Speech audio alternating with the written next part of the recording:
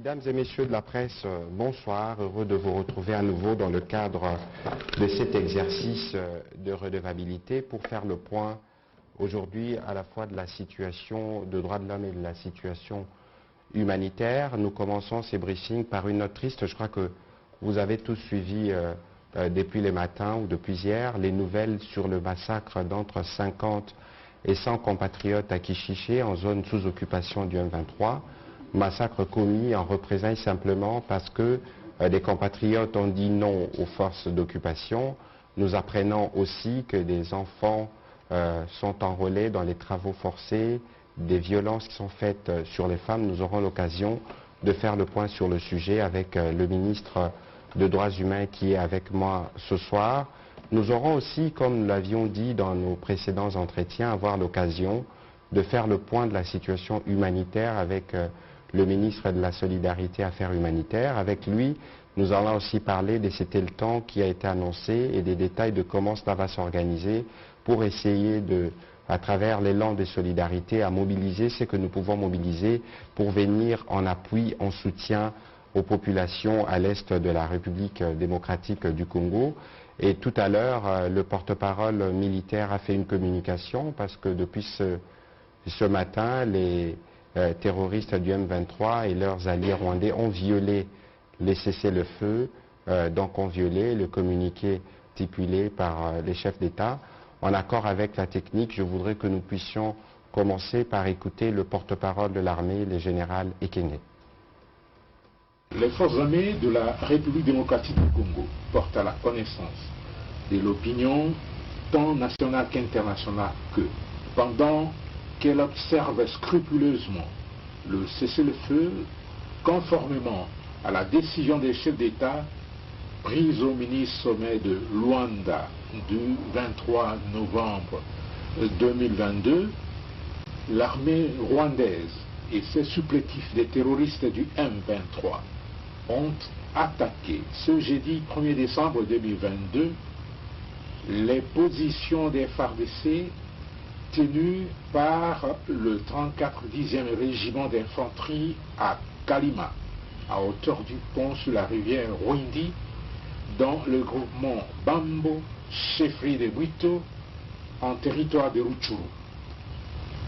Cette offensive déclenchée par les forces de défense du Rwanda démontre à suffisance les intentions belliqueuses du pouvoir de Kigali, déterminé à saboter les décisions des chefs d'État sous-région, ainsi que les initiatives de l'Union africaine, des États de l'Afrique de l'Est et de la communauté internationale pour le retour de la paix et de la sécurité dans la partie orientale de la République démocratique du Congo. C'est pourquoi, malgré la feuille de route contraignante du mini-sommet de Luanda, aucun désengagement des forces rwandaises et des terroristes du M23 n'est observé sur le terrain. Au contraire, il est constaté un renforcement en effectifs et en matériel en provenance du Rwanda. En outre, face au refus des populations de se soumettre à leur dictat, les forces de défense du Rwanda et leurs supplétifs du M23 procèdent au massacre des civils innocents et sans défense dans le territoire de Rutshuru. Le dernier cas en date est celui de 50 civils congolais lâchement assassinés mardi le 29 novembre 2022 à Kichiché, localité située dans le groupement des Bambou, chefferie de Bwito, en territoire de Rutshuru. Plusieurs autres civils sont aujourd'hui portés disparus ou kidnappés par la horde des terroristes.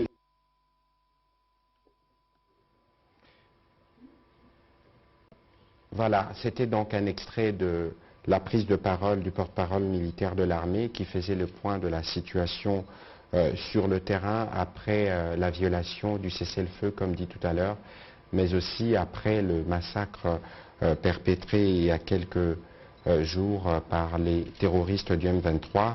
À ces propos, justement, je voudrais passer la parole à mon collègue de droits humains parce que, comme je le disais, nous sommes sur 4 fronts, le front judiciaire, le front médiatique, le front militaire et les fronts diplomatiques.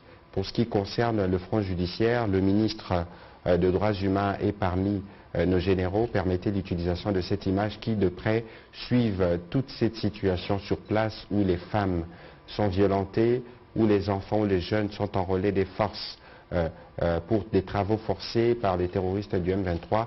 Toutes ces questions sont suivies de près parce que nous pensons que le moment venu, la justice doit se vivre. Je voudrais donc passer la parole à l'honorable Fabrice Puela pour ces mots. Merci beaucoup. L'heure est grave.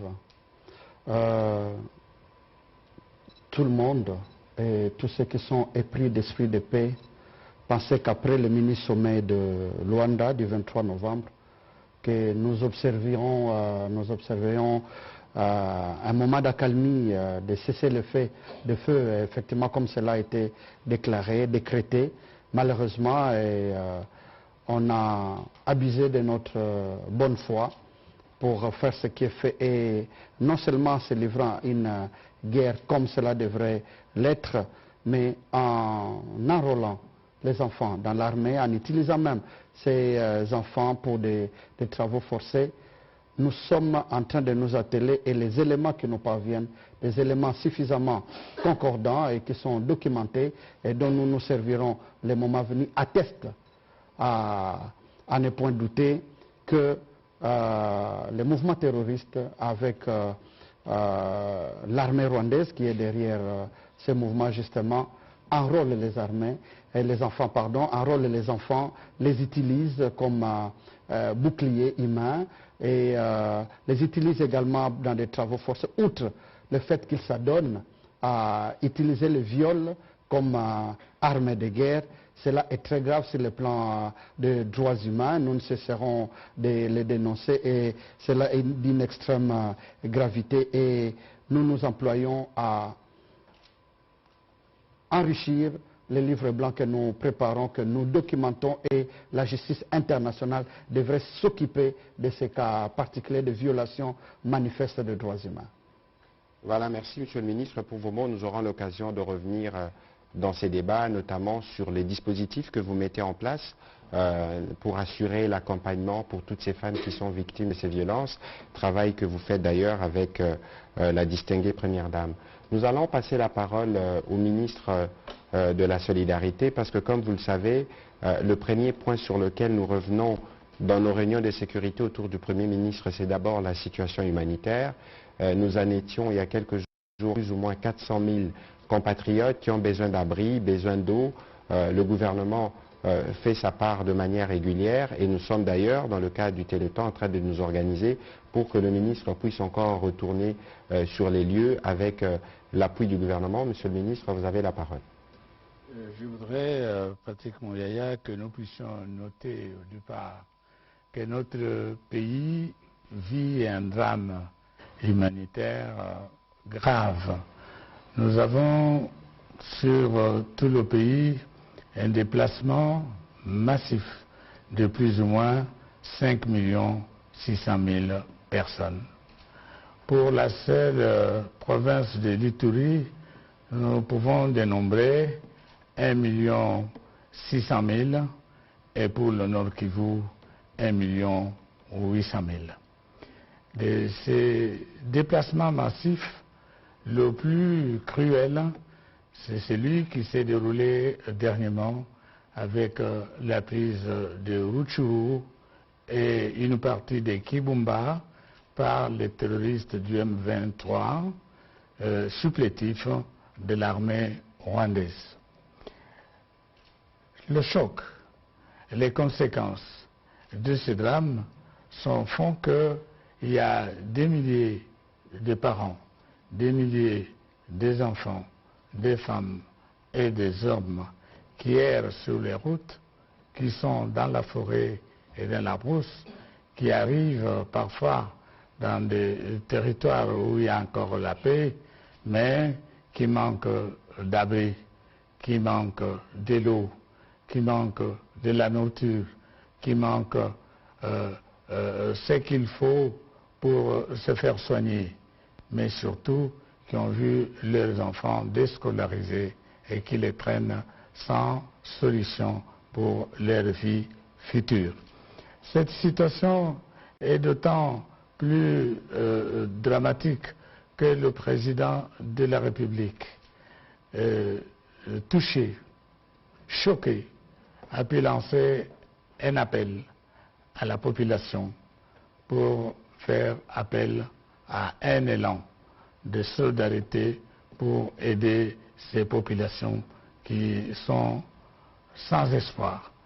Mais l'espoir peut renaître parce que le chef de l'État nous a demandé à nous tous de prendre conscience et de lancer un élan de solidarité en leur faveur.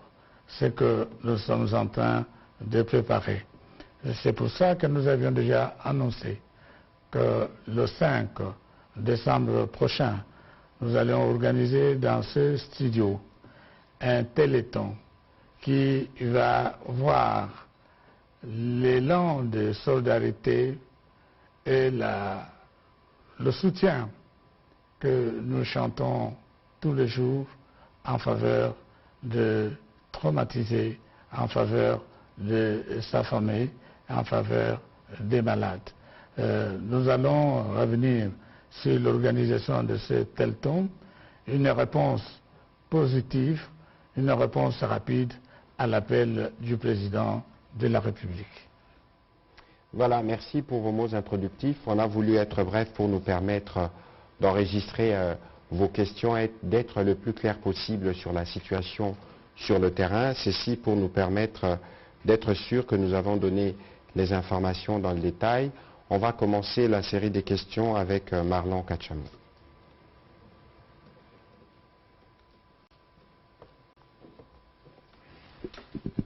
Bonsoir, Monsieur le Ministre. J'ai une question pour le ministre de la Communication et Médias. Vous avez suivi avec nous les déclarations du président rwandais Paul Kagame devant les parlementaires. Vous, personnellement, qu'est-ce que vous pouvez émettre comme commentaire ou encore une réaction, mais aussi quelle est la réaction du gouvernement de la République démocratique du Congo par rapport à ce que Paul Kagame a déclaré devant les parlementaires? Et une petite deuxième question, la force régionale rassure, assure ou énerve la population congolaise? Merci. Alors, à votre première question, bon, le gouvernement ne va pas se réunir pour réagir aux propos qui ont été dits. Je me demande bien si ceux qui préparent le note du président Kagame avaient bien fait leur travail, parce qu'il est très en retard. Je crois que ce discours, il aurait dû le prononcer il y a une semaine, où il a été un peu distrait, il n'a pas suivi l'actualité congolaise qu'il a fait tant, parce que j'ai cru comprendre qu'il est très friand de nos différents passages dans la presse internationale, parce qu'il est revenu déçu. C'est bien pour lui parce que ça lui permet d'avoir des éléments d'information. Alors, qu'est-ce qu'il faut dire? Je pense d'abord que le président Kagame n'a pas de qualité pour faire un quelconque commentaire sur ce qui concerne les élections. Premièrement, avant de parler élections, on doit parler de liberté d'expression. Est-ce que liberté d'expression existe au Rwanda? Deuxièmement, on parle de liberté de manifestation. Est-ce que la liberté des manifestations existe au Rwanda? Non. Troisièmement, comment il est arrivé au pouvoir? Quelle a été la méthode qui a été utilisée? Quatrièmement, je ne vous rappelle rien, mais vous vous souvenez du référendum qui s'est tenu, je crois, en 2015, où à 99,1% ou 98,1%, on a dit oui à une forme de présidence à vie, parce qu'il s'est assuré des restos au pouvoir jusqu'en 2034. Mais il vaut mieux d'abord qu'il regarde chez lui si les Rwandais sont libres de s'exprimer, si les Rwandais sont libres de manifester, si lui, il est en mesure de supporter une quelconque opposition à sa pensée unique. Donc je ne voudrais pas en dire davantage, mais je pense que pour tout ce qui concerne la démocratie mondialement, il est les derniers sur la ligne, c'est connu. Alors après, nous savons finalement que les déclarations qu'il fait, c'est fort, c'est consécutif, je pense, à sa déception de toujours penser pouvoir disposer ou jouer un rôle en République démocratique du Congo, parce qu'il s'est fait non seulement porte-parole du M23, mais il se présente, lui et son gouvernement, comme protecteur de communautés congolaises. Au nom de quel mandat? Il est possible pour lui de faire la politique dans son pays et nous laisser faire la politique qui est la nôtre. Quoi qu'il en soit, ce n'est pas lui qui doit venir nous dire ce que nous devons faire, parce que son ambition aujourd'hui, c'est de déstabiliser politiquement le président Tshisekedi. C'est l'œuvre dans laquelle il est engagé. Je pense que certains de ses alliés les lui ont dit que ce n'est pas parce que vous agitez un mouvement terroriste que vous avez fait renaître, parce que c'est la violence qui vous a toujours guidé, et vous pensez que cela est suffisant pour perturber non seulement la RDC de manière entière, pour briser justement l'élan dans lequel nous sommes. En tout cas, si vous regardez du point de vue économique, tout le monde note qu'au Congo, nous faisons de progrès, et je pense que le fait que le Congo est revenu sur la scène internationale pour prendre finalement sa place le gêne beaucoup. C'est cette volonté permanente de s'assurer que le Congo est fragilisé qui les guide. Et aujourd'hui, les pas faits par le président Tshisekedi et les différents progrès les gênent dans sa politique. Il faut les saboter. Parce que les calculs derrière, ce n'est pas seulement de faire cette déstabilisation politique à travers cette situation de sécurité, mais c'est aussi interférer dans les prochaines élections. C'est évident et nous savons tous qu'il a de relais ici. Nous savons tous qu'il s'est particulièrement rapproché de certains hommes politiques ici pour s'assurer qu'en 2023, il ait des personnes qui soient à sa disposition pour continuer sa politique de bradage et de pillage. Il est évident que le président de la République, à son arrivée, la stratégie diplomatique, c'était une stratégie d'ouverture. Venez, nous pouvons travailler ensemble pour les biens de nos populations respectives. C'est même dans cette trame que nous avons adhéré à la Eastern African Community. Mais malheureusement, les schémas qui veulent que la paix soit restaurée, qui veulent que nous parlons économie de manière transparente, n'est pas les schémas qui l'arrangent. Et parce que ça ne l'arrange pas, il faut trouver des moyens pour perturber. Mais je pense que cette guerre qui fait en République démocratique du Congo, c'est une guerre des trop. Regardez les massacres des Kishiché, localités occupées par les terroristes du M23 et des ADF. Les populations qui disent non sont massacrées nuitamment, des porte à porte. Des porte à porte. Des jeunes sont enrôlés de force, mais le responsable de tout ça, c'est qui finalement, si ce n'est pas lui?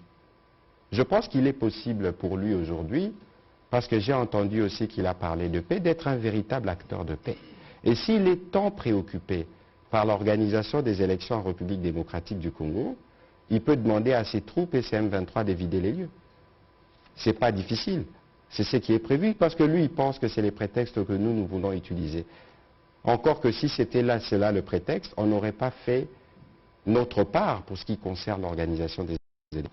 Je pense que, de toute évidence, sur la démocratie, il peut encore apprendre des leçons chez nous, parce que vous avez vu, par exemple, hier, l'exercice que le président de la République a eu avec les jeunes. Je ne suis pas sûr que dans son pays c'est possible, mais bon, voyons voir avec le temps, comme il nous suit souvent, peut-être qu'il va prendre quelques petites leçons qui vont lui permettre d'être plus démocrate et de permettre aux Rwandais de s'exprimer plus librement.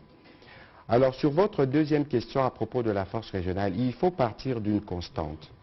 C'est qu'aujourd'hui, une partie d'opinion, d'ailleurs, a raison, a de réserves sur ce qui concerne ces forces qui viennent en appui aux forces armées de la République démocratique du Congo. Alors, je ne voudrais pas parler d'entrer comme vous dans un jeu de verbes, rassurer, n'est pas rassuré, mais ici, cette force a une mission. Cette force a une mission qui est précise.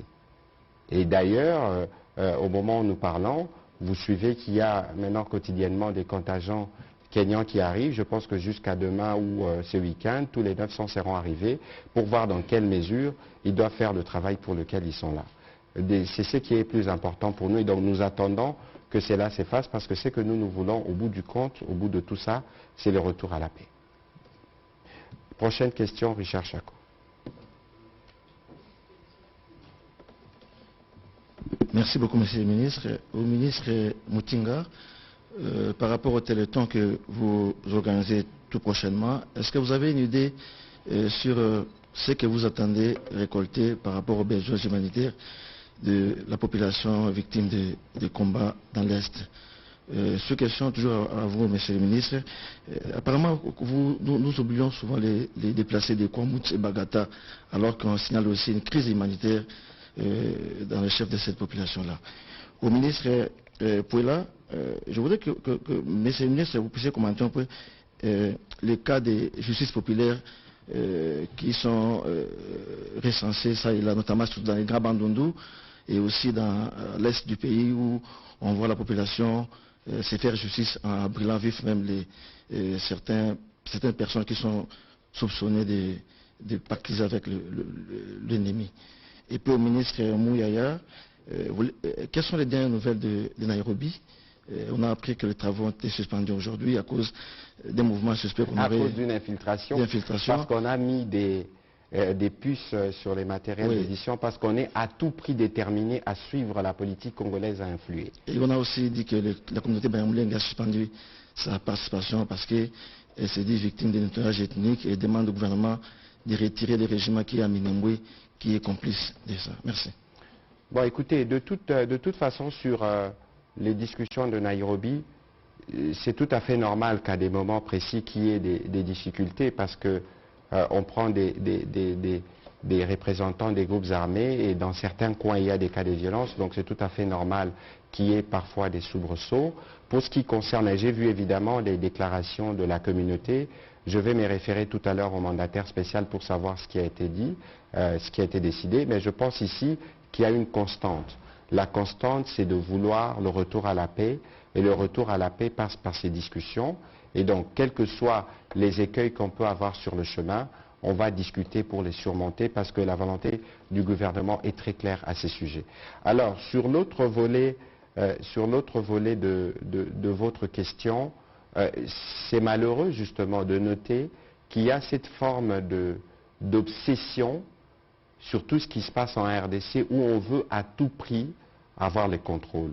J'ai vu, comme vous, la dépêche de Giscard Koussema, on en saura davantage, mais quoi qu'il en soit, ce n'est pas ça qui va nous empêcher de continuer. Si suspension il y a eu, c'est sûrement pour quelques heures, le temps d'être sûr de la sécurité, le temps d'être sûr que ceux qui y prennent part sont de personnes habilitées, qui ont été accréditées et qui sont là pour ça. Parce qu'il faut éviter qu'il y ait justement de troubles faits ou des gens qui viennent pour faire le relais, pour s'assurer de faire capoter cette initiative qui est perçue comme une initiative salutaire pour les partis de l'Est de la RDC. Je veux passer la parole à mon collègue Pouela pour répondre à votre préoccupation. Merci beaucoup. Avant de rencontrer votre préoccupation, j'aimerais compléter mon introduction. Lorsque nous avons eu à dénoncer, à épingler le cas des graves violations de droits humains qui sont perpétrées dans les zones occupées par le Rwanda à travers le M23. La République démocratique du Congo, après tout ce que nous avons connu de par le passé, depuis 1993, s'est lancée dans un processus de justice transitionnelle qui se focalise sur les victimes des graves massacres que nous avons connus, que ce soit au Congo central dans le dossier Bundudia Congo, chez les Enyele à l'Équateur ou à Yumbi dans le Maïndombe, dans les Kasaï, avec le dossier Kamona Sapo, vous vous en doutez, dans l'espace Katanga, au nord et au sud Kivu, n'en parlons pas, et dans l'ex-province orientale. Et c'est cette justice transitionnelle, justement, outre la vérité qu'il faut connaître, faire connaître aux différentes victimes et aux différents acteurs, il faut une justice. Il faut que les bourreaux répondent, et les acteurs matériels et les acteurs moraux, il faut que tous répondent devant les cours et tribunaux. Et après, c'est là que nous ayons une réparation. Pas une indemnisation, mais une réparation, parce que l'action publique, je parle sous le contrôle de tous les juristes qui nous suivent, la justice classique a montré ses limites dans la mesure où l'action publique s'éteint lorsqu'on ne sait pas mettre la main sur l'auteur de l'infraction, ou lorsque cet auteur de l'infraction meurt, ou lorsque les faits sont prescrits, mais les conséquences demeurent. Il faut que l'État, qui a une certaine responsabilité, réponde, répare. Et après cette réparation, il faut des garanties de non-répétition. Et nous saluons l'implication de la Première Dame aux côtés de notre ministère, des experts de notre cabinet, dans les services de la Première Dame, dans le cadre de l'implémentation de cette justice transitionnelle pour rencontrer tant soit peu les victimes de ces violences sexuelles et autres crimes graves, violation des droits humanitaires, pour une réparation, pour réconcilier les peuples avec la République démocratique du Congo, notre cher pays. Et c'est ainsi que vous apprendrez dans les jours qui viennent la signature d'un décret portant création d'un fonds national pour la réparation justement. Mais ce qui est triste, qui est regrettable, c'est qu'au moment où de grands efforts comme ça sont fournis, que l'Assemblée nationale et le Sénat sont en train de voter des lois sur les réparations pour avoir des instruments légaux pour cette réparation, on continue à commettre les mêmes crimes que nous avons dénoncés, des crimes pour lesquels nous devons rencontrer les bénéficiaires de ces différentes réparations. Et la loi sur les réparations est en examen à l'Assemblée nationale. Je pense que d'ici là, pourront finir et nous espérons que le Sénat s'en occupera aussi pour que cette loi soit promulguée par le chef de l'État avant la fin de la session en cours. Vous avez posé une question sur la justice populaire. Il est important que nous sachions, bien qu'étant dans un état de guerre, nous n'avons pas le droit d'user de la force. Il est important que nous soyons vigilants en répondant à l'appel du chef de l'État. Je salue la clairvoyance des Congolais de partout, particulièrement des Kinois qui ont toujours les yeux ouverts et qui sont attentifs. Je revois à la prouesse de l'année 98, lorsque justement les mêmes forces avaient failli renverser le pouvoir à Kinshasa, comment nous les Kinois, à bras le corps, nous avons eu à maîtriser certains infiltrés. Il est important, lorsqu'on met la main sur ces infiltrés, si je peux me répéter, que nous les amenions vers les instances habilitées. Nous n'avons pas le droit d'user de la justice populaire.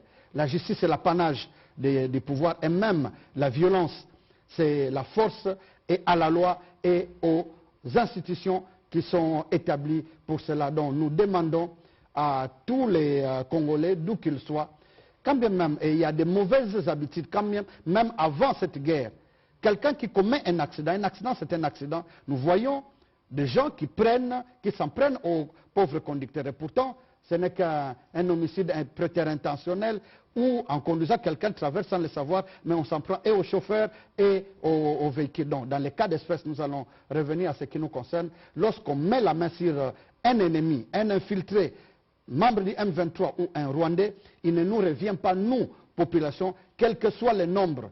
Nous l'attrapons, nous l'amenons devant les instances habilitées dans les cas d'espèce, devant les forces armées ou au niveau de l'auditorat qui est habilité justement pour juger et pour s'occuper de tels cas. Il ne revient pas à un seul de se rendre justice, de brûler surtout en outre-terre, pendant que nous sommes victimes de cas de graves violations des droits humains. Il ne nous revient pas d'être listés parmi ces... Parce qu'il y a un grand complot contre notre République. Nous devons être vigilants et prudents pour que cela ne se retourne pas contre nous.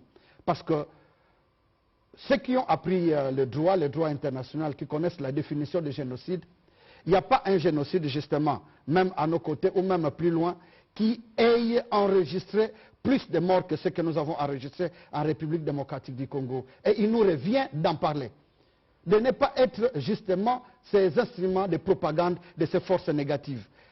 Une information que nous ne vérifions pas, nous nous mettons à la divulguer, nous faisons le jeu justement des ennemis de la République et nous devons être prudents là-dessus. Heureusement que de plus en plus, il y a une évolution sur le plan juridique que la cybercriminalité sera sanctionnée, certaines infractions qui sont commises.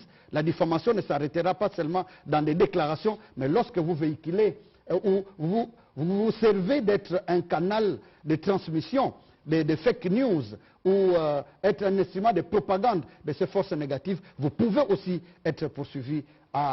Il nous revient d'être prudent parce que nous vous aurons averti. Voilà, Monsieur le ministre de la Solidarité. Merci, Monsieur le ministre Mouyaya. M'a demandé si j'avais une idée de ce que j'attendais à l'issue de ce téléthon que nous lançons le lundi prochain. Notre attente est énorme. Elle est énorme à la mesure de l'immensité du drame commis à l'est du pays et dans le Grand Bandundu. Il y a d'abord le drame psychologique pour les parents, pour les maris, pour les épouses. Certains ont vu leurs époux décapités devant eux, devant les enfants. Certains ont vu leurs épouses violées devant eux, devant leurs enfants. Un drame psychologique énorme. Quelle peut être notre capacité d'apaiser ces émotions? Peut-être que la réponse du ministre des Droits humains dans la justice transitionnelle pourra nous permettre de répondre. À moi, en ce qui nous concerne, sur le drame matériel, lorsque les gens qui sont poursuivis dans la barbarie par les terroristes, ils quittent leur maison sans rien du tout. Ils laissent leurs biens, ils laissent leurs semences, ils laissent leurs récoltes. C'est difficile pour eux de supporter. Qu'est-ce que nous pouvons apporter comme solution à ce drame-là? C'est pour cela que, répondant à l'appel du président de la République, nous insistons, nous essayons d'amplifier ce message du président de la République pour qu'il y ait l'amour. L'amour qui est le thème de notre téléthon, l'amour du pays, l'amour de la patrie, mais aussi parce que nous sommes un peuple chrétien, il faut l'amour du prochain. Qu'est-ce que nous allons faire pour ces parents traumatisés qui ont perdu les leurs, qui ont perdu leurs biens? Quand vous voyez les images, vous voyez la traînée de ces sinistrés, ils n'ont rien du tout. Ils ont tout perdu. C'est pour cela que la grande attente, c'est celle de souscription à cette campagne que nous venons de lancer. L'attente est énorme, le drame est énorme. Nous appelons à la sensibilité de tous les Congolais d'entendre ce message, cet appel du président de la République, pour que nous puissions essayer tant soit peu de les soulager.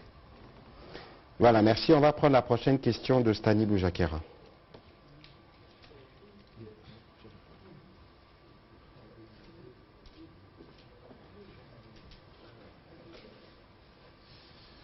Monsieur le ministre Stani Boujakera, je voulais juste revenir sur les communiqués tout à l'heure de FRDC sur la situation qui s'est passée à Rutshuru.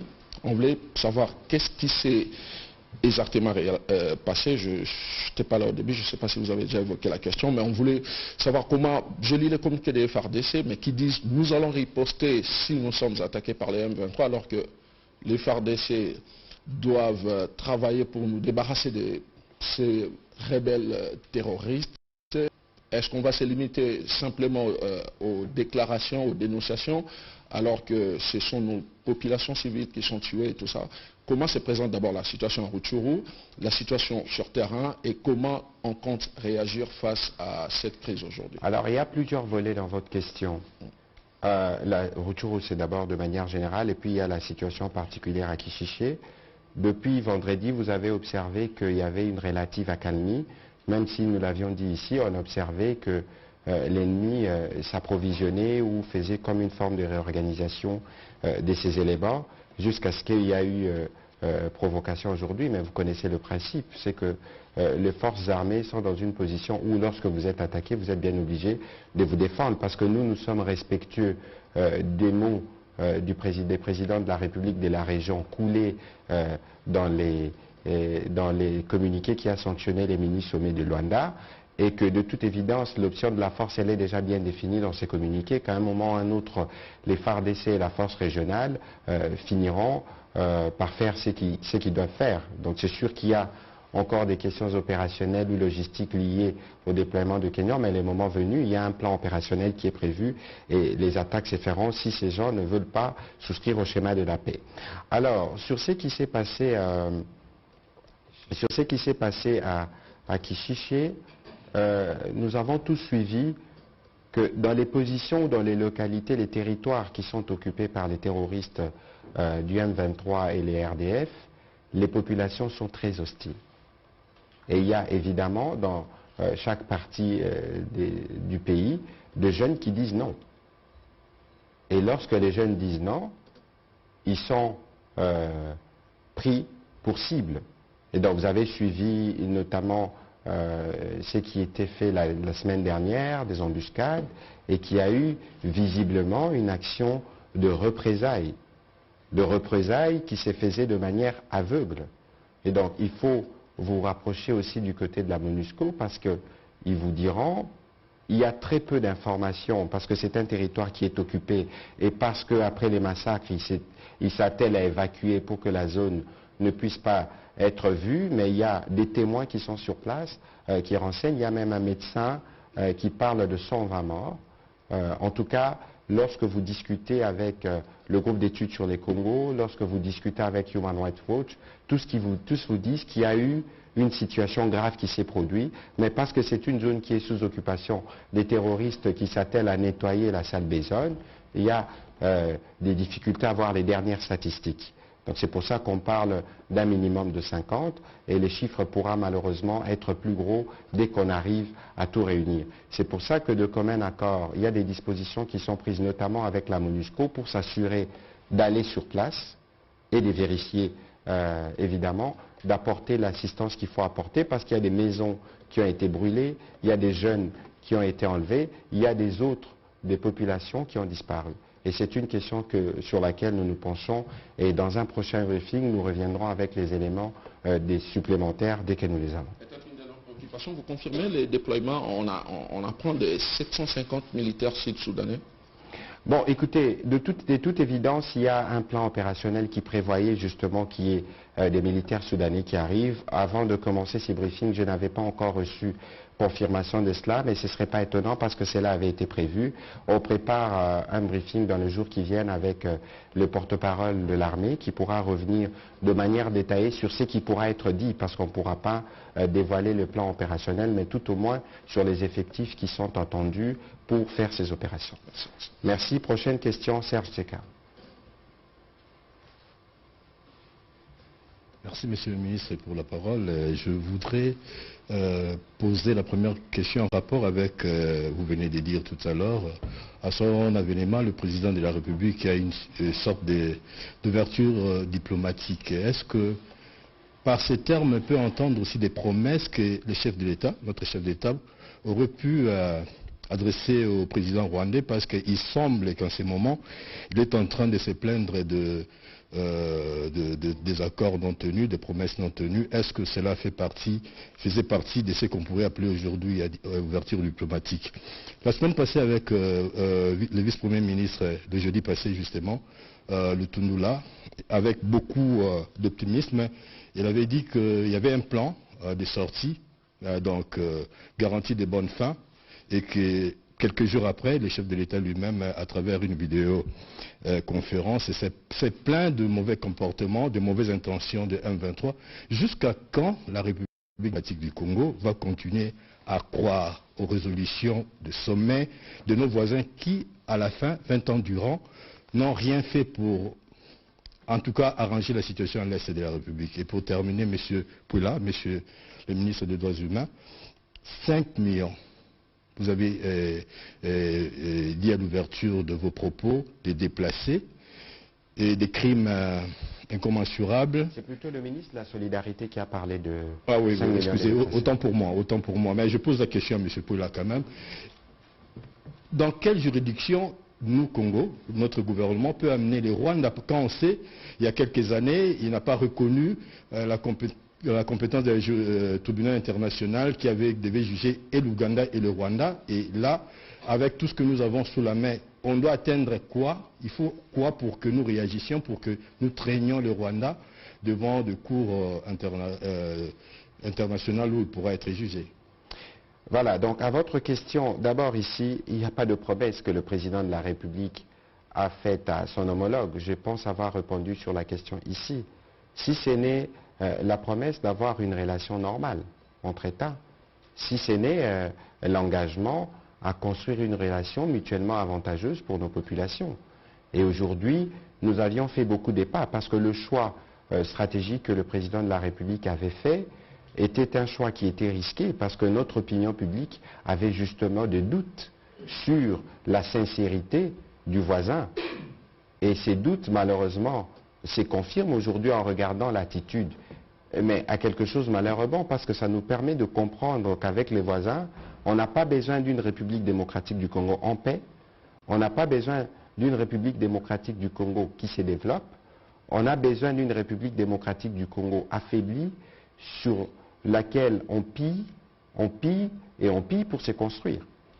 Sinon, lorsque nous étions à Goma en juin de l'année dernière, il y a eu des accords qui ont été signés publiquement, qui portaient sur d'accords de double imposition. C'est des accords de facilité pour les populations qui traversent jour et nuit. Il y avait un accord qui prévoyait un mémorandum d'intention qui prévoyait une collaboration entre Sakima et une société rwandaise dite Air Limited. En dehors de ça, il n'y a rien.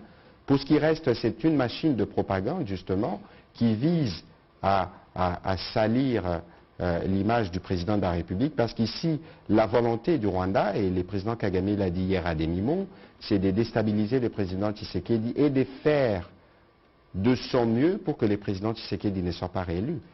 Toute cette gymnastique, c'est justement parce qu'il a compris que le Congo est sur la voie de la renaissance. Disons-nous les choses franchement, pour amorcer les deuxièmes volets de votre question. Si nous reconstruisons notre dispositif militaire, est-ce que les Rwandais vont bouger?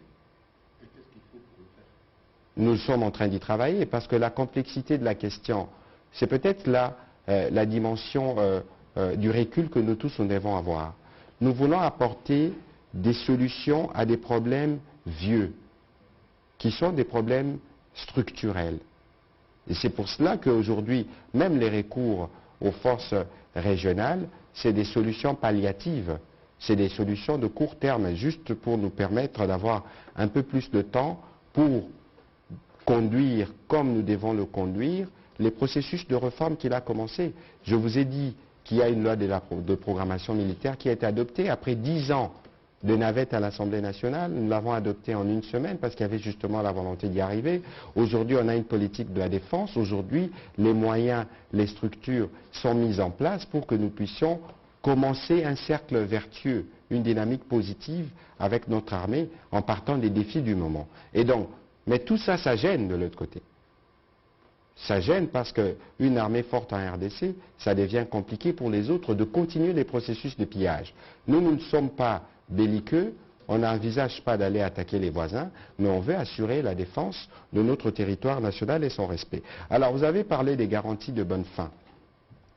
L'engagement qui a été pris à Luanda, c'est un engagement des chefs d'État et des différentes organisations. L'Union africaine, à travers le processus de CIRGL, piloté par le président angolais, vous avez la conférence les pays de l'Afrique de l'Est qui ont été représentés par le président burundais, les communiqués engagés pas seulement le président mais toutes les communautés. Et les garanties de bonne fin y ont été mises parce qu'il est assorti d'un calendrier. Nous savions dès le départ qu'il y aurait des réalités sur terrain qui feraient que les choses soient compliquées, mais ici, l'option de la force n'est plus du tout à discuter. C'est des choses qui se feront et le moment venu, nous allons les constater parce qu'on ne viendra pas vous dire on annonce demain qu'on commence, mais vous sentirez qu'il y a une action militaire qui est imposée lorsque les gens ne font pas le choix du respect de la volonté des chefs d'État coulés dans ces mini-communiqués. Monsieur le ministre Pouela. Merci beaucoup, monsieur le ministre de la Communication et des Médias. Oui, le Rwanda est derrière la plupart des graves crimes contre les droits internationaux et les droits humanitaires que nous connaissons en République démocratique du Congo depuis plusieurs décennies. Avant de répondre précisément à votre question, à ce moment, il se passe des consultations nationales sur le plan interne pour les autres crimes commis en République démocratique du Congo dans le cadre de la justice transitionnelle dont nous avons parlé. Et nous avons dit que parmi les piliers de la justice transitionnelle, il y a outre la vérité, il y a la justice, il y a la réparation, la justice et les garanties de non-répétition. Mais quelle justice il faut? Il revient aux différentes victimes de déterminer le genre de justice qu'elles veulent, ces victimes, quoi qu'elles veulent. Et parce qu'il peut arriver, et cela est souvent le cas, qu'il y ait une certaine méfiance entre la justice nationale, la justice locale, dans la mesure où la plupart des donneurs d'ordre, donc des auteurs moraux, sont dans les institutions, et qu'il y ait une certaine complicité ou une protection de ces hommes forts qui donnent des ordres. Ainsi, on peut recourir à la justice internationale.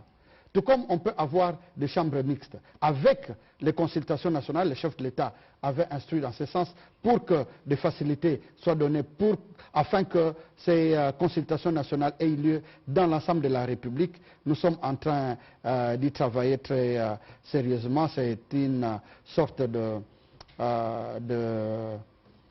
référendum. On rencontre les victimes, on pose des questions sur le genre de réparation, sur la vérité, sur ce qui s'est passé. C'est une sorte de réparation et les gens s'étonnent. On nous pensait avoir été oubliés, et, le gouvernement ne nous oublie pas et vient pour amorcer un processus de réparation. Cela ne s'était jamais fait, alors que ce sont pour la plupart des crimes qui étaient commis avant nous. Mais aussi, dans ce cadre-là, nous sommes aussi, parce que d'autres ont fait de ce qu'ils ont connu par le passé comme un fonds de commerce.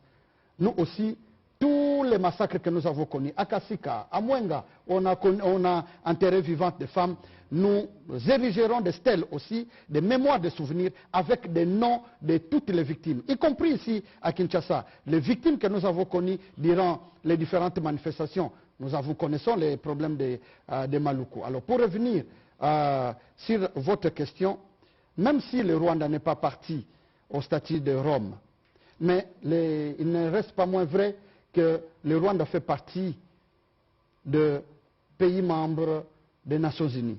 Et les Nations Unies ont plusieurs systèmes de sanctions et de justice. D'abord sur le plan politique avec le Conseil de sécurité, mais aussi des systèmes judiciaires qui sont prévus dans le cadre des Nations Unies. Il nous revient, nous, Congolais, de prendre conscience, de nous approprier de notre situation, de véhiculer le plus que possible les cas de violation des droits humains dont nous sommes victimes et parler des cas concrets que nous avons afin que la communauté internationale soit finalement sensibilisée. C'est un grand effort dans la mesure où eux déploient plus d'efforts, mais nous, il nous revient de les dépasser parce que c'est pas les nombres, ce n'est pas les moyens qui nous manquent, afin que nous aussi, ces cas que nous avons connus deviennent également un fonds de commerce politique pour que la communauté internationale se réveille.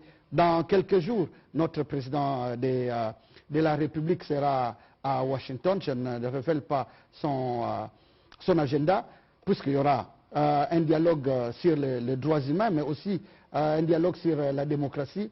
La République démocratique du Congo connaît beaucoup d'avancées sur le plan des droits humains. Si une loi venait d'être votée à l'Assemblée nationale, aujourd'hui même au niveau du Sénat, sur la répression des trafics d'êtres humains, mais aussi sur les réparations, ce sont des outils forts qui nous mettent en première carton, comme on l'appelle, sur le plan de droits humains, qui nous mettront en position de bénéficier de beaucoup d'attention sur le plan international, mais aussi, nous-mêmes aussi, à nous prévaloir de tous ces atouts, de tous ces avantages, afin que la communauté internationale comprenne qu'il faut justice pour les victimes, pour les millions de victimes en République démocratique du Congo.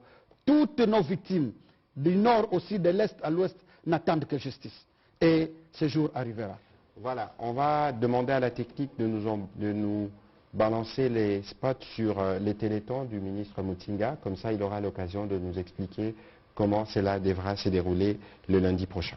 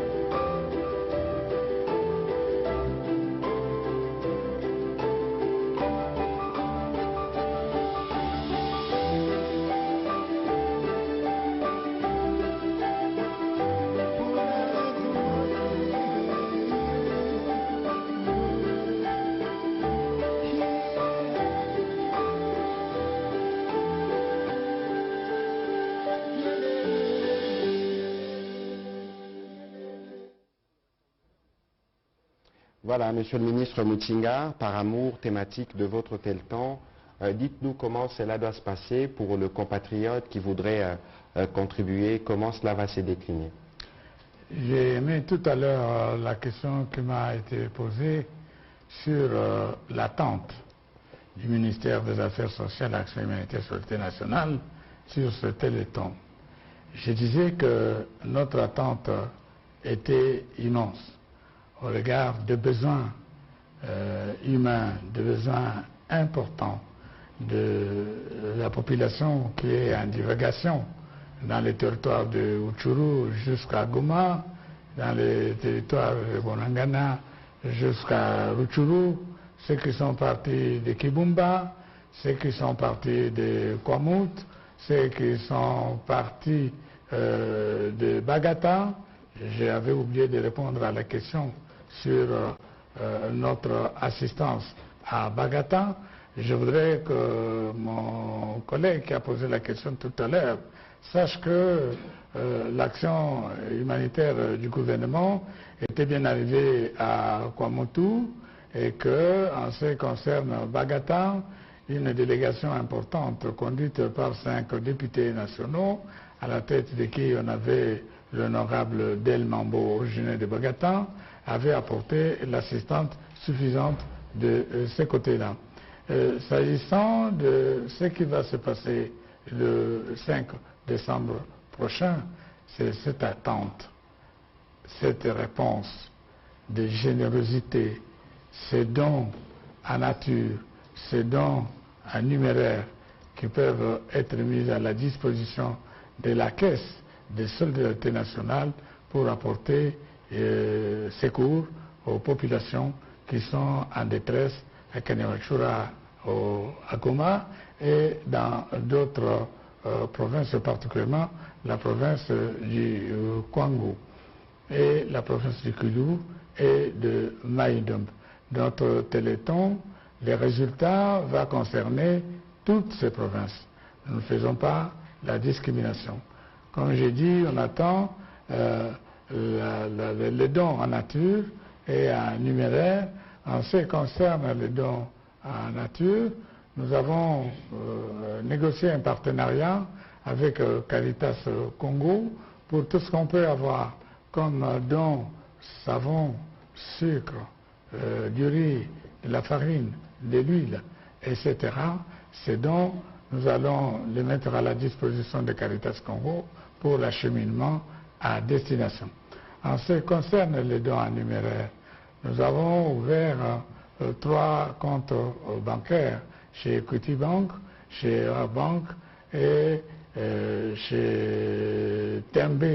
Nous avons ouvert ces comptes sur ces banques-là et nous appelons également à ceux qui ne peuvent pas passer par la banque de passer par les transferts monétaires auprès de Vodacom, auprès de Africell,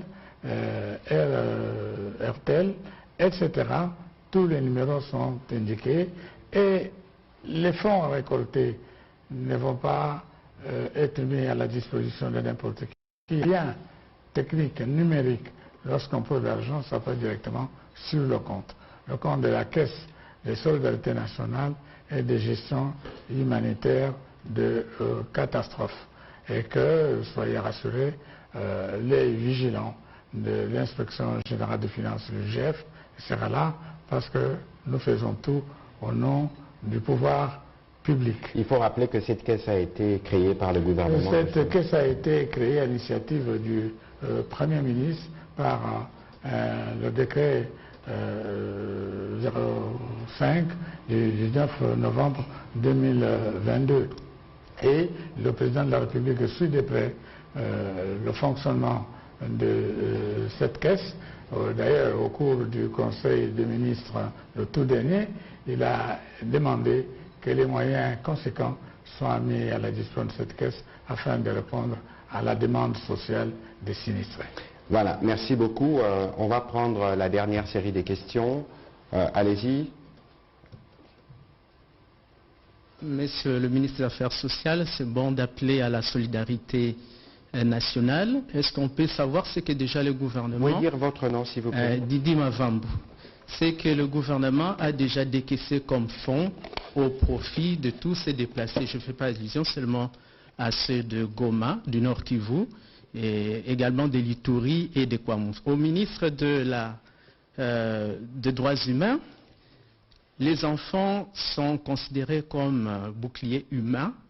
C'est extrêmement grave, surtout pour les familles de ces enfants.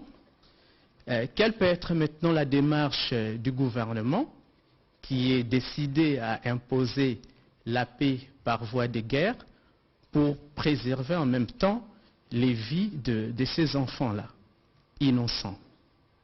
Voilà, on prend la prochaine question. On enregistre, chers collègues, pour faire une économie de temps. C'est Félix Matoudi, journaliste à Bio-Télévision. Ma question, je l'adresse au ministre des Droits humains. Au regard des cas de violation des droits de l'homme que vos services ont documentés, est-ce que le processus de Nairobi va supprimer les infractions commises par les groupes armés qui participent aux travaux de cette démarche pour la paix à l'est de l'RDC? Merci. Merci beaucoup, Paul Matendo, Radio Okapi. Ma question est transversale, ça concerne les droits humains, les réactions du gouvernement, les affaires sociales. Ici, une fois, j'avais dit que la situation du Kwamut était progressive, évolutive, et que ça se jouait à l'entrée de la ville de Kinshasa. Aujourd'hui, c'est la commune de Maluku qui est attaquée. Je ne me fonde pas sur des réseaux sociaux, mais c'est des sources sécuritaires. C'est une information sûre. Il y a quelques jours, l'un des villages de Maluku a été attaqué. On a enregistré 13 morts. Quelle est votre réaction? Merci. Merci. Les deux dernières, s'il vous plaît. Je m'appelle Mbelechi, je travaille pour la BBC. Ma question, je l'adresse au porte-parole du gouvernement. Le pourparler de Nairobi continue, malgré ils ont été suspendus, mais je sais qu'ils vont continuer. Et ceux qui échangent avec les gouvernements là-bas, ce sont les groupes armés locaux qui se disent être des forces d'autodéfense. Monsieur le ministre, les M23 qui semblent être le plus dangereux ne participent pas à ces dialogues.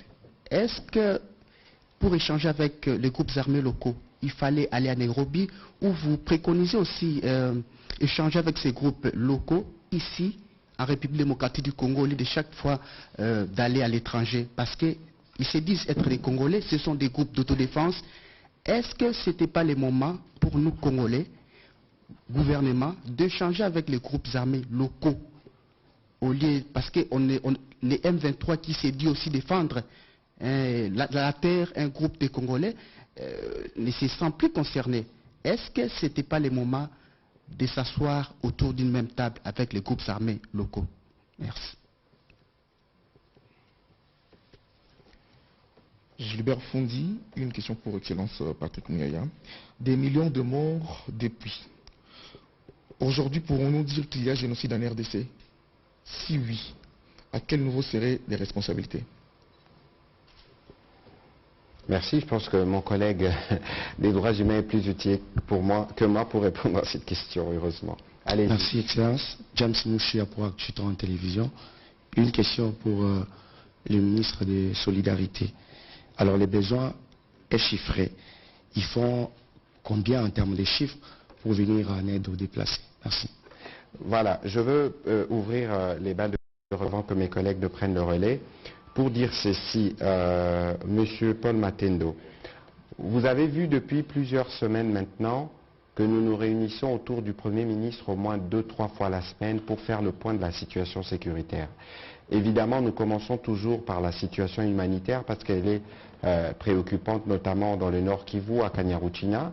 Le ministre que vous voyez, il s'est rendu depuis le 20 octobre au moins 2 à 3 fois. Il a fait des allers-retours et ses équipes sont constamment sur place, pas seulement pour apporter l'appui, mais aussi pour faire l'état des besoins de manière régulière. On sait qu'ils ont besoin d'abri, besoin d'eau. Et aujourd'hui, nous avons commencé la réflexion parce que nous avons vu que dans la stratégie de l'ennemi, c'est de réussir à asphyxier Goma pour que Goma manque de vivres et de quoi s'approvisionner. Donc nous travaillons aussi pour des mesures préventives en fonction de cette volonté malveillante de l'ennemi. De toute évidence, on ne peut rien entendre des différents de ceux qui sont labellisés terroristes.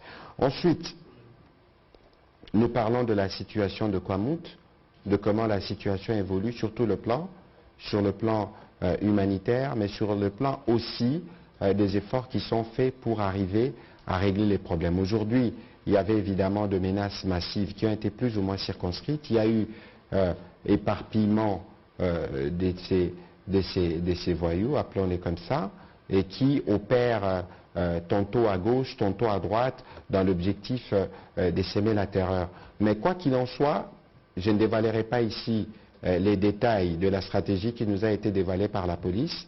Au-delà de l'armée qui s'était déployée, il y a des éléments de la police qui vont se déployer sur tous les sites qui sont déjà préalablement identifiés, que ce soit à Mansambio, que ce soit à Kwamout, dans toutes les parties où les menaces sont perceptibles parce qu'il semble qu'ils opèrent parfois par les fleuves. Ils attaquent des embarcations pour poser leurs actes criminels. Et donc tout ça, c'est des choses qui sont suivies de près. Au-delà de cela, il y a la composante justice. Parce que vous avez suivi qu'à la dernière réunion, nous étions avec l'auditeur général, parce qu'ici, nous faisons aussi le monitoring de comportement des hommes en uniforme. Il a été établi, en tout cas, il y a eu des rapports clairs qui disaient que certains hommes en uniforme ne se sont pas bien comportés à Kwamout. Je ne voudrais pas dévoiler les nombres, mais vous suivrez les procès afférents en chambre foraine pour vous permettre de suivre de près, parce qu'il y a un besoin de justice pour dissuader ceux qui départent et qui peuvent tirer profit des situations qui sont déjà difficiles à gérer comme celle-là.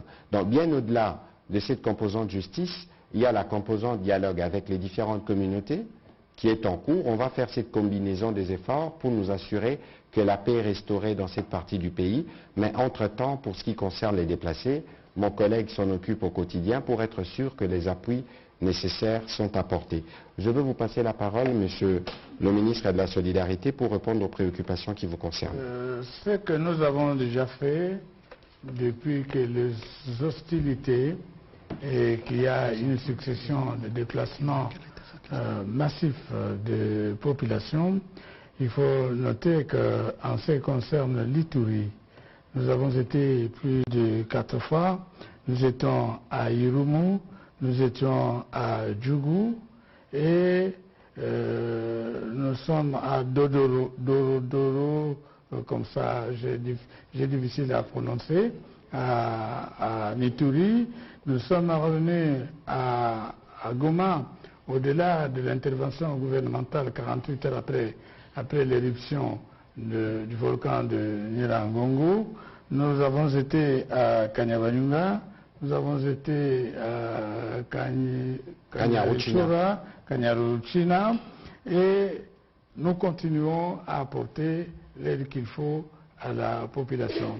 Dans le Grand Bandundu, nous avons été à Bandundu-Ville, nous avons été également à Kwamout, je l'avais dit tout à l'heure, et plus proche de nous, parce que vous l'avez évoqué, nous avons été à Bankana, à Mongata, et nous avons créé un site qui fonctionne, qui reçoit ceux qui viennent de Kenge et d'ailleurs à Maluku.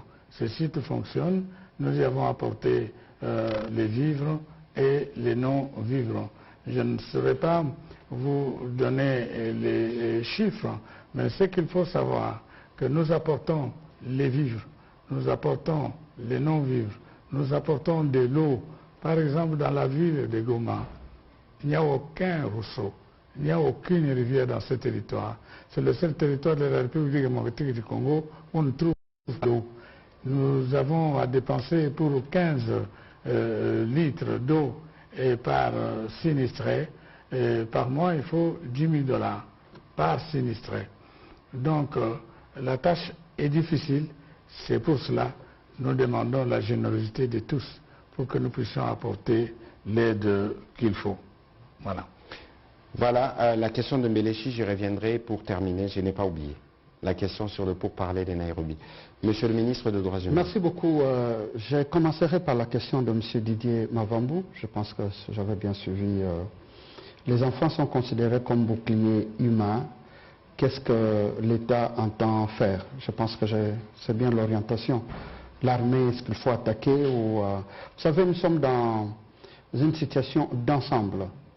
Le pays est agressé par des forces étrangères.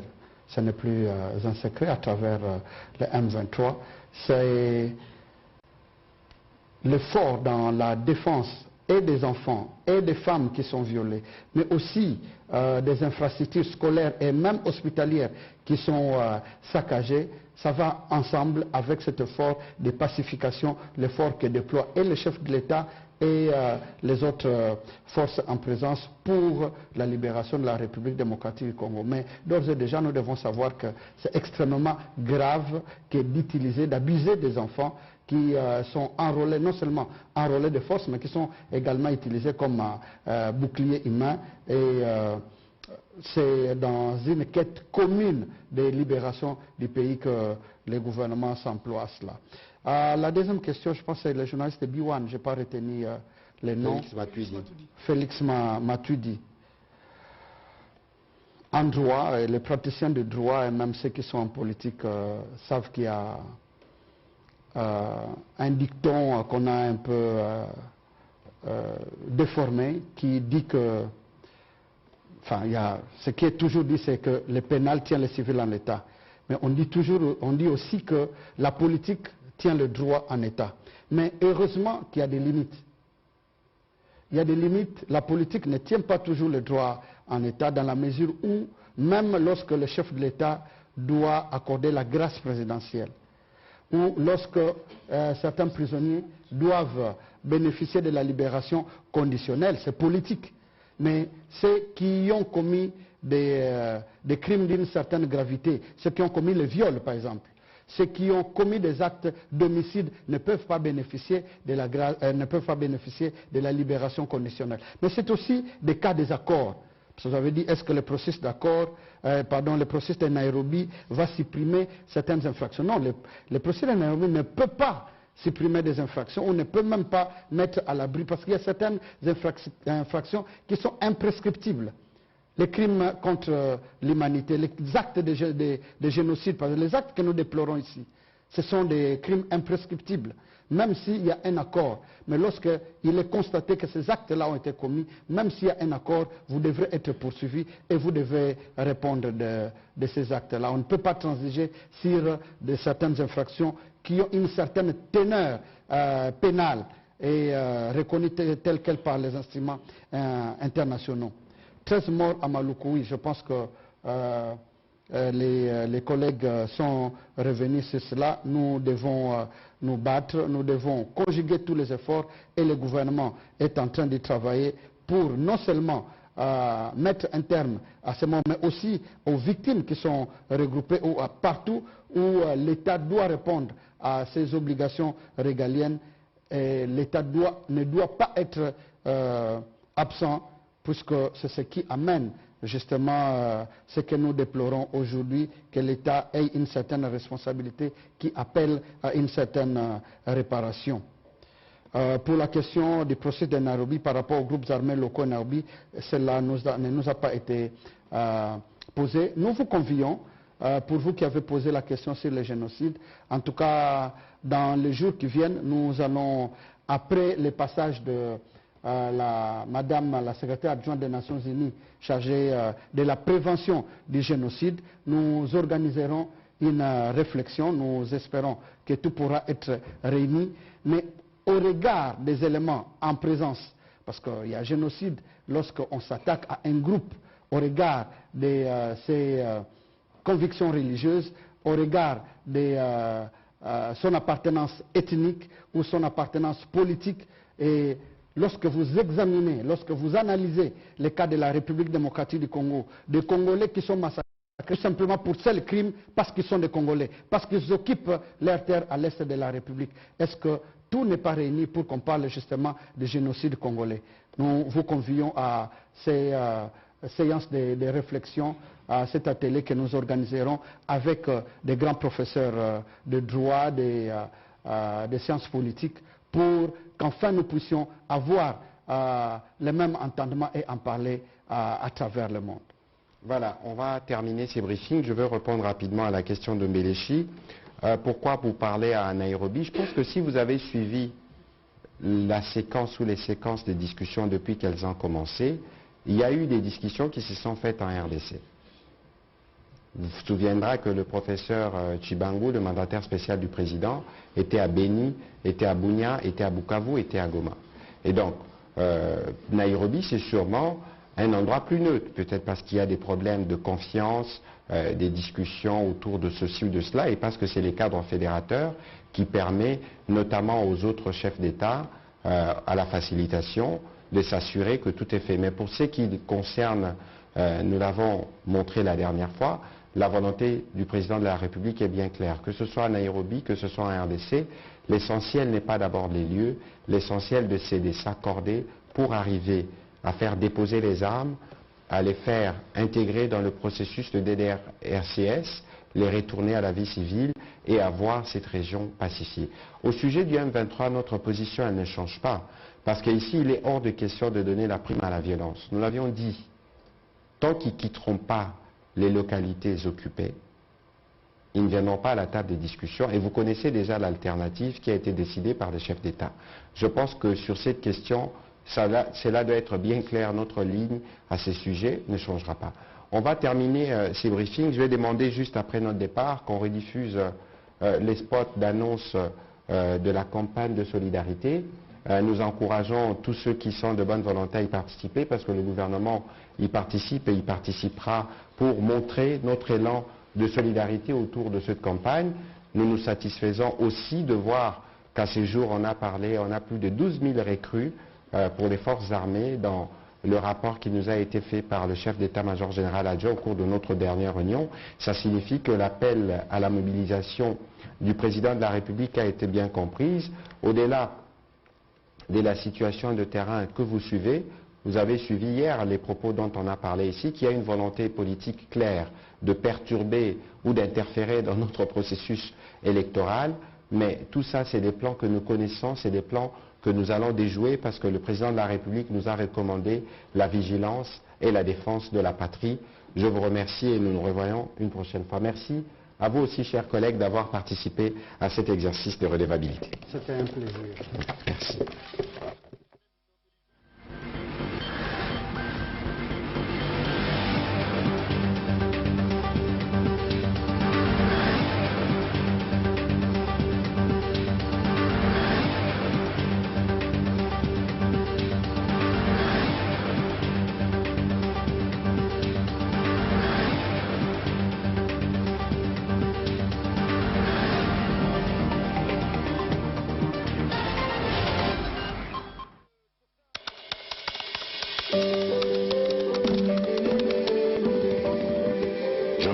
Solennellement à vous en ce jour, dans un contexte exceptionnel, un drame humanitaire avec plus de 200 000 compatriotes forcés de fuir les affres terroristes dans les zones de combat. Ils se retrouvent en dehors de chez eux, sans logis, sans nourriture et sans soins. J'en appelle à un élan général de solidarité pour alléger leur fardeau.